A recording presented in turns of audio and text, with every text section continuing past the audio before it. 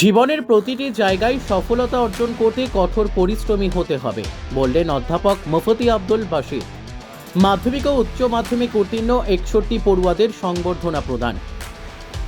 শেয়খুল Hind Memorial award পেল কৃতি ছাত্রী ইলমা বেগম।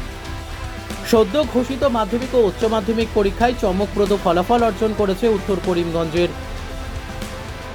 বাগরসাঙ্গন বাজারে অবস্থিত বেসরকারি শিক্ষা প্রতিষ্ঠান মডার্ন ট্যালেন্ট সিনিয়র সেকেন্ডারি স্কুলের পড়ুয়ারা।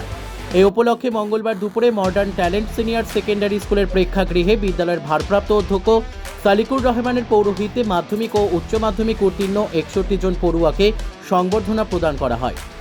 এছাড়াও প্রতি বছরের ন্যায় এবারও স্বাধীনতা সংগ্রামের বীর নায়ক তথা উপমহাদেশের সর্বোচ্চ ইসলামিক ধর্মীয় প্রতিষ্ঠান দারুল উলুম দেওবন্দের প্রতিষ্ঠাতা শেয়খুল হিন্দ মাওলানা মাহমুদুল হাসান দেওবন্দির নামে নামাঙ্কিত অ্যাওয়ার্ড প্রদান করে বিদ্যালয় কর্তৃপক্ষ। মডার্ন ট্যালেন্ট সিনিয়র সেকেন্ডারি স্কুলে এবারের উচ্চ মাধ্যমিক পরীক্ষায় সর্বোচ্চ মার্কস প্রাপ্ত কৃতি ছাত্রী ইলমা বেগমকে উক্ত শেয়খুল হিন্দ অ্যাওয়ার্ড প্রদান করা হয়। পড়ুয়াদের আশানুরূপ ফলাফলে সন্তোষ প্রকাশ করে বিদ্যালয়ের পক্ষ থেকে তাদেরকে আনুষ্ঠানিকভাবে সংবর্ধনা প্রদান করা হয় মঙ্গলবার।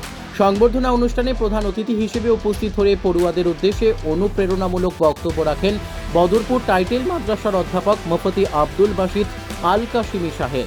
পাশাপাশি উত্তীর্ণ পড়ুয়াদের উষ্ণ অভিনন্দন জানান প্রধান অতিথি। মুখ্য অতিথি হিসেবে উপস্থিত ছিলেন দৈনিক নববার্তা প্রসঙ্গের সম্পাদক হাবিবুর রহমান চৌধুরী। বিশেষ আমন্ত্রিত অতিথি হিসেবে উপস্থিত ছিলেন করিমগঞ্জ কলেজের বাংলা বিভাগের অধ্যাপক doctor Biswajit Bhattacharya, Assam public senior secondary স্কুলের অধ্যক্ষ ফরিদ উদ্দিন আহমেদ। সংবর্ধনা অনুষ্ঠানে পড়ুয়াদের উদ্দেশ্যে প্রাসঙ্গিক বক্তব্য রাখেন স্থানীয় প্রবীণ শিক্ষাবিদ আব্দুল নূর, ভিতরগুড় সিনিয়র মাদ্রাসার প্রাক্তন অধীক্ষক শাব্বির আহমেদ, প্রাক্তন শিক্ষক মাওলানা আব্দুল ওয়াহাব, মাওলানা কুতুবুদ্দিন, ইমামগঞ্জ এমই স্কুলের প্রধান শিক্ষক প্রণব দাস, ইমামগঞ্জ আলিয়া মাদ্রাসার প্রধান শিক্ষক মাওলানা মঈনুদ্দিন, ক্রিসেন্ট সিনিয়র সেক্রেটারি স্কুলের প্রধান শিক্ষক মাহবুবুর রহমান, মাওলানা ফারুক আহমেদ প্রমুখ। পুরো অনুষ্ঠানের সঞ্চালনায় ছিলেন শিক্ষক সালিকুর রহমান ও Tofail Ahmed. Bureau report, Nababarta today. তো সমস্যা হলো আমরা একটু জেনুইন জিনিসগুলো সার্চ করতে হবে। পৃথিবীতে আজ ভালো জিনিসের বাজার গরম হয়ে গেছে, মন্দের জিনিসের বাজার আরো গরম।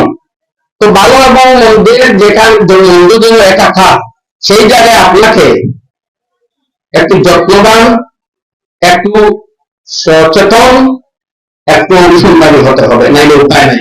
রেজাল্ট আপনারা দেখছেন, আগে এক সময় উনি যা বলেছেন চৌধুরী সাহেব, এই তো আমাদের অনেক আমার অগ্রজ বড় ভাই শ্রদ্ধেয়জন বা প্রফেসর সাহেব আছেন, তারা বলতে পারবেন এক সময় ফার্স্ট ডিভিশন, অনলি ফার্স্ট ডিভিশনে ম্যাট্রিক পাস করে লোক দেখতে যেত লোকটাকে বা মেয়েটাকে, কে কার ছেলে কার কোন জায়গায় বাড়ি ফার্স্ট ডিভিশন পাস করেছে।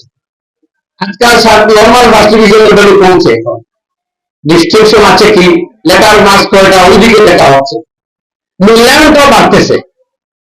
আগে এতটা মূল্যায়ন করা হতো না, মানুষ সম্মান দিত ঠিক। এখন বিভিন্ন ক্লাব ইনস্টিটিউশন ওনারা ইউনিট ফাউন্ডেশনের মাধ্যমে অনেক মূল্যায়ন করেন। আমার মনে আছে আমি যখন 1999 আসাম এমএ পরীক্ষায় ফার্স্ট হলাম, আমার বাড়ির পাশে একটি ক্লাব একটা শংসাপত্র দিয়েছিল, বস এখানেই শেষ। আর কোন টংসা সংবর্ধনা সম্মাননা এসবের আয়োজন কম ছিল। আজকাল আমাদের সমাজের সচেতনতা বৃদ্ধি হয়, তোমরা অনেক সম্বর্ধনা পাচ্ছ, পাবেও, ঠিক আছে, এটা অব্যাহত থাকুক। সরকারও দেন অনেক কিছু, হায়ার সেকেন্ডারি যারা হাসিল তাদেরকে একেবারে গায়ে দিয়ে দেয়।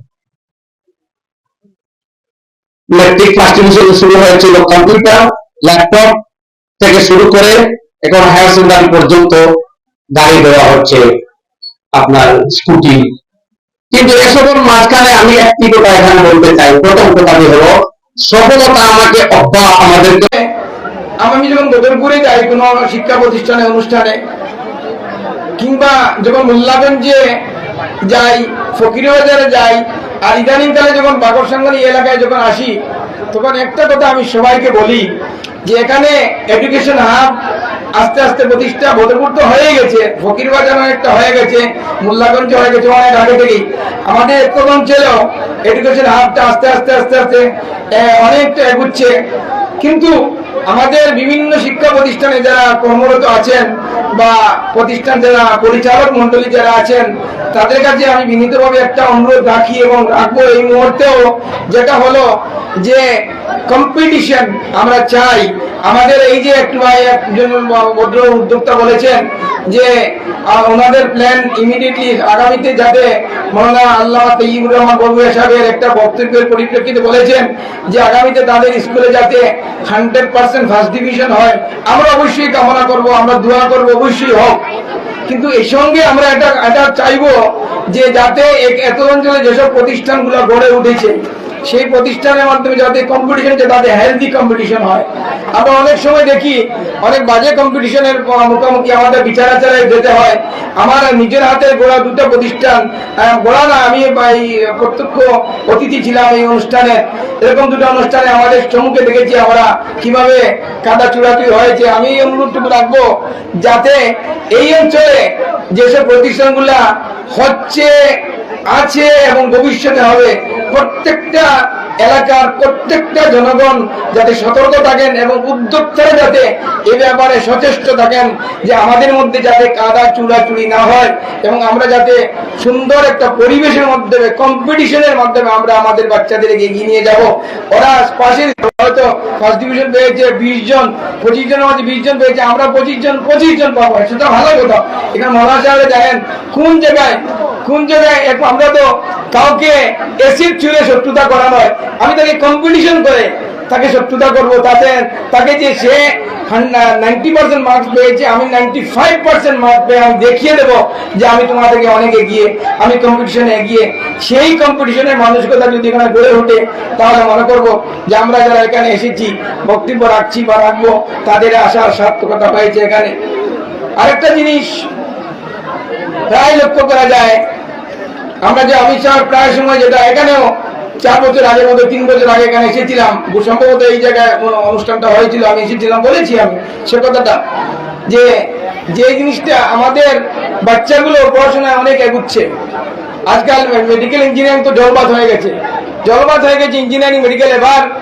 এবার আমাদের 850 মধ্যে দেখেছি আমাদের এই করিমগঞ্জ সহ 180 জন মুসলিম স্টুডেন্ট MBBS পাস করেছে।